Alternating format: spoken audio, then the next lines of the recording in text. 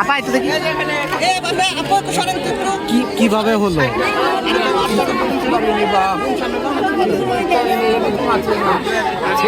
সব ঘরে ঘুমাচ্ছে। কে হয় আপনার?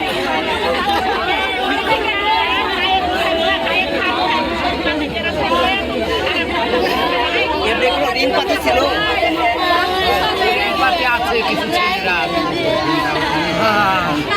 একবার ঋণ পাতি করেছিল, খালি জমি বেশি ঋণ পাতিজ করেছিল? আগে করেছিল, আমি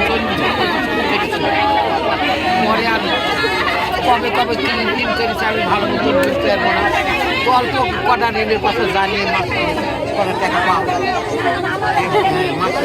আপনার কে হয়? ছেলে হয়? আর কে কে ছিল বাসায়? আর কে কে ছিল? ছেলে তিন চারজন ছিল ঘরে,